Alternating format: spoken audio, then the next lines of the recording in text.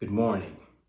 On behalf of the Wing Commander of the 6th Air Refueling Wing and MacDill Air Force Base, Colonel Ben Johnson, and Wing Command Chief, Command Master Sergeant Shay G., we would like to thank you all for coming, both physically and virtually, and being a part of this Black History Month observance. Black History Month started out as a Black History Day and eventually grew into a Black History Week through the help of Carter G. Woodson in the month of February 1926. To understand the significance of the historical origins of Black History Month, one must also understand the parallels of history in the United States that were ongoing at this time. After the Emancipation Proclamation in 1863, the brief period of Reconstruction began, during which time we saw the former slave being given an opportunity to experience a brief taste of freedom. It was during this period where the former slave took full advantage of that moment and began to pave their way in America by establishing self-sustaining communities of progress, owning and building businesses, and being able to exercise their rights to vote. During Reconstruction is when the first African American was elected to the United States Senate in 1870, Senator Hiram Revels. The future looked promising for the former slave, but the period of Reconstruction was short-lived. By the late 1870s, there were violent protests across the country against the progress of the former slave. And certain people felt that their country, their history, and their rights were being taken away from them. And just like that, Reconstruction was immediately canceled. And from that time began the post-Reconstruction era, which launched an orchestrated campaign of violence, terrorism, and vicious intimidation against African Americans in order to regain the power over the former slave and reduce them once again to a status of subhuman, not worthy of the benefits of freedom. W.B. Du Bois described it best when he said, "The slave went free, stood for a brief moment in the sun, then moved back again toward slavery."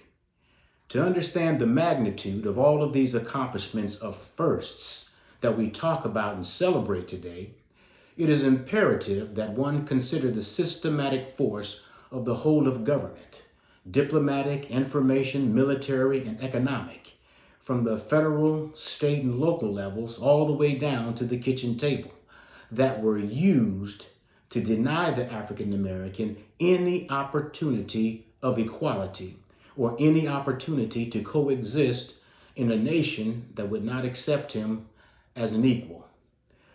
We talk of these firsts as if African Americans had finally evolved through the process of evolution from some barbaric, uncivilized, primitive existence to finally making it to the standard of achievement, when all along the opportunities to achieve the standard had been deliberately and violently denied for centuries. Throughout its early beginning, the Black History Week movement began as a counter to the South's myth of the lost cause, as glorified in movies such as Gone with the Wind and The Birth of a Nation, which portrayed African Americans as brutes or docile servants who were happy being slaves and that slavery was not that bad.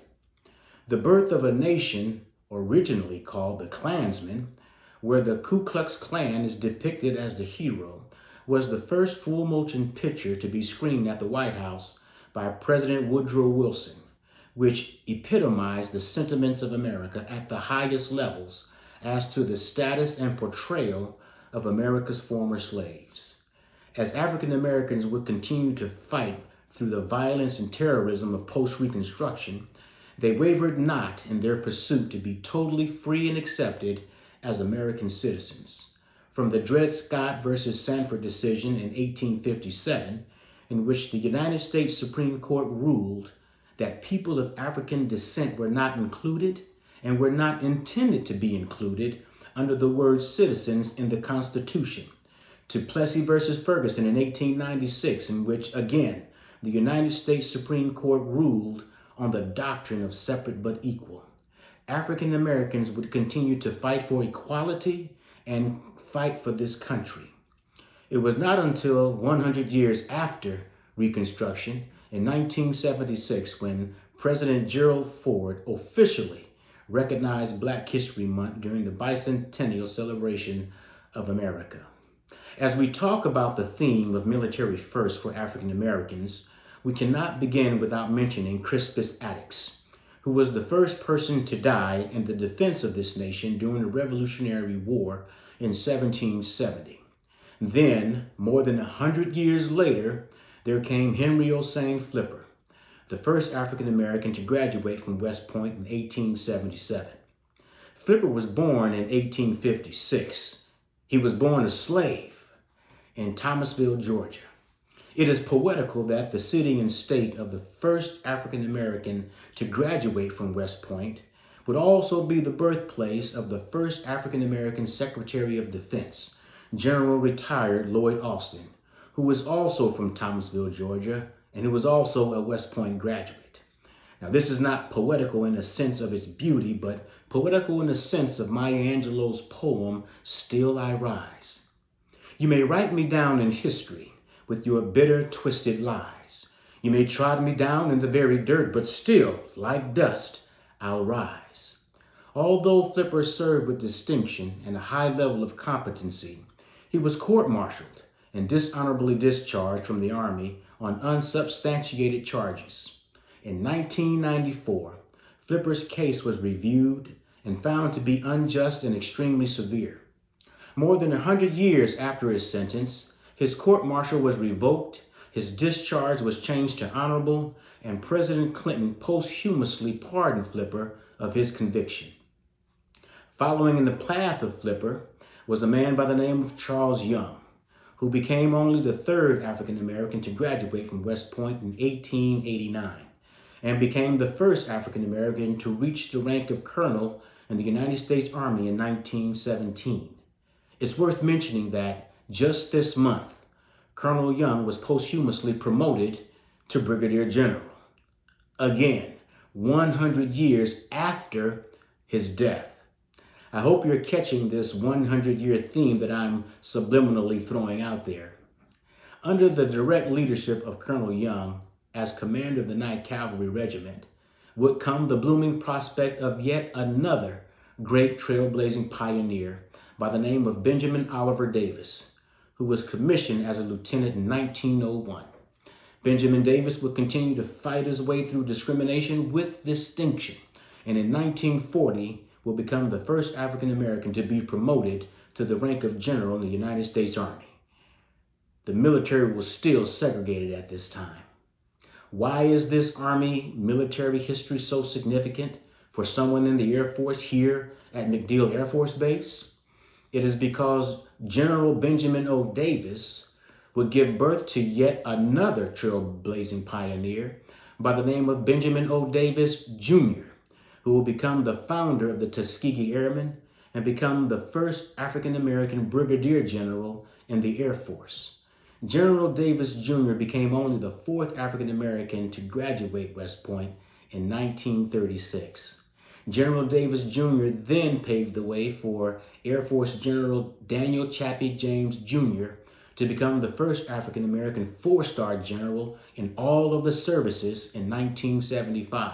And for General Frank E. Peterson to become the first black general in the Marine Corps in 1979, who would then become the first black three-star general in the Marine Corps in 1988.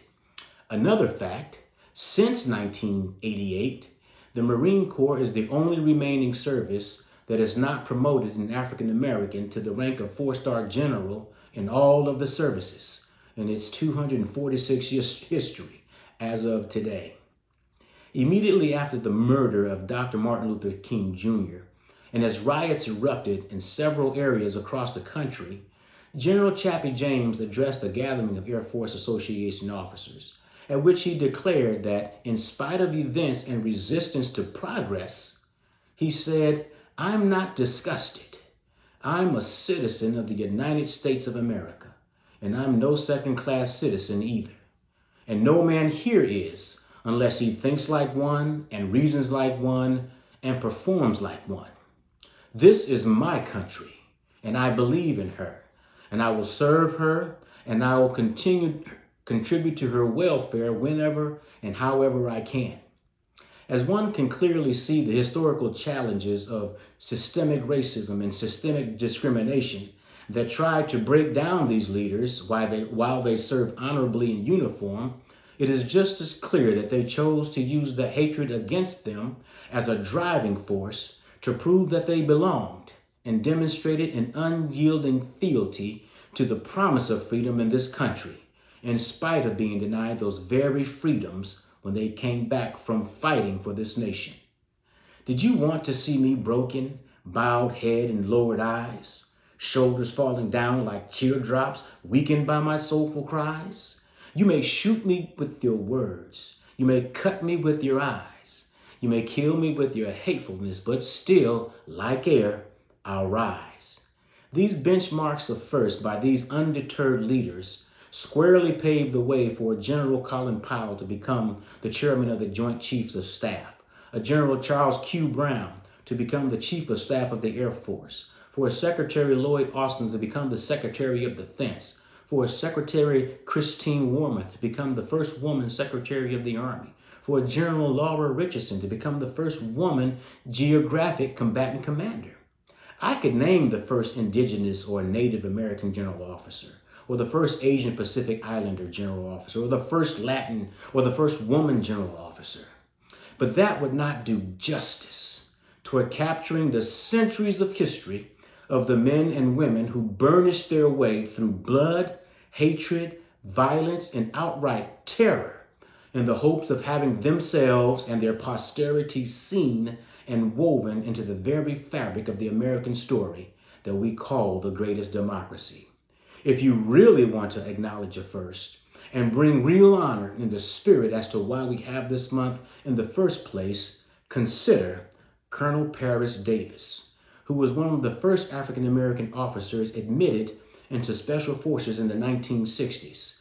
For his gallant service in Vietnam in 1965, he was recommended for the Medal of Honor.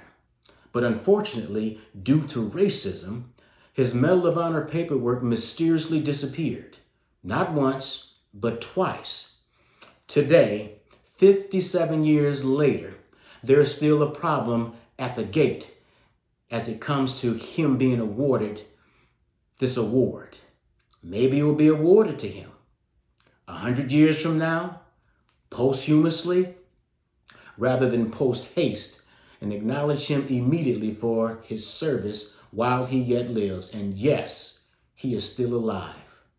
All of these Heritage Months started off as an idea for their stories to be told, and then grew into a day and into a week and ultimately as a month.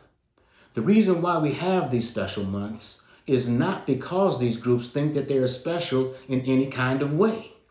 It is because of a historical resistance in this country to include the people that these special months represent in the written historical narrative of our nation as taught in our public school systems. Some of the same people from the 1950s and 60s who bombed black schools and churches, lynched black people, sicked dogs on and blasted fire hoses on women and children, who were only standing up for their human rights and civil rights, are the same people who are alive today, who are afraid that their grandchildren might learn in school of them bombing black churches and lynching black people and terrorizing black communities and doing everything in their power to keep black people from having the equal opportunities to be treated as human beings and American citizens in this country. I speak of this from the perspective of a man who was alive when Dr. Martin Luther King Jr. was assassinated, and whose parents were both born in 1940 and 1943 in the middle of Mississippi and in the heart of this hatred, experiencing firsthand these types of assaults. Today, during Black History Month, nearly 24 historical black colleges and universities across this country are still being threatened with bombs and violence. And for what reason? The only reason why we have HBCUs is because there were certain people in this country that did not want African Americans attending their schools. When you look at that historic picture of Ruby Bridges from 1960 being escorted by federal marshals into William Frantz Elementary School in New Orleans, realize that Ruby Bridges is still alive today, and she's only 67 years old. Think about that 6-year-old child escorted by men she does not know, listening to all the insults, being spat upon, rocks thrown upon, food thrown at, and her life being threatened. Since the American inception of this great experiment of democracy, millions of indigenous Americans, former slaves, Latin Americans, women, and immigrants from every corner of this planet have been faced with some form of resistance to their inclusion into the narrative of what is America's history. Our contributions to the freedom of this great nation is far more than a footnote of someone becoming a first at something. In the spirit of the words of General Chappie James, we all have said of Lady Liberty, "This is our country, and we believe in her, and we will serve her, and will contribute to her welfare whenever and however we can." This is why I optimistically believe that there will come a day in this great nation when there will no longer be a need to have a Black History Month or a Native American Month or a Pacific Islander Month or a Latin American Month or a Woman's Month or any other type of special month. We will live in a society that tells the true, unbiased story of all of her children, the good, the bad, the ugly, and the beautiful of what a true democracy is. This is what this month is, and every Heritage Month is about. And until that optimistic day arrives, we will never forget the history of our forefathers and what they did and the hell they went through for us to be here to tell our story, in the words of an infamous governor, now, tomorrow, and forever. And no matter how much resistance comes forth in this country to try to hide and ban our stories, in the paraphrased words of the godfather of soul, James Brown, we are going to continue to say it loud that we are American and we're proud. Out of the huts of history's shame, I rise. Up from a past that's rooted in pain, I rise. I'm a black ocean, leaping and wide, welling and swelling, I bear in the tide. Leaving behind nights of terror and fear, I rise. Into a daybreak that's wondrously clear, I rise. Bringing the gifts that my ancestors gave, I am the dream and the hope of the slave, I rise. Thank you for sharing this moment of Black history with us today, and God bless our armed forces. Thank you.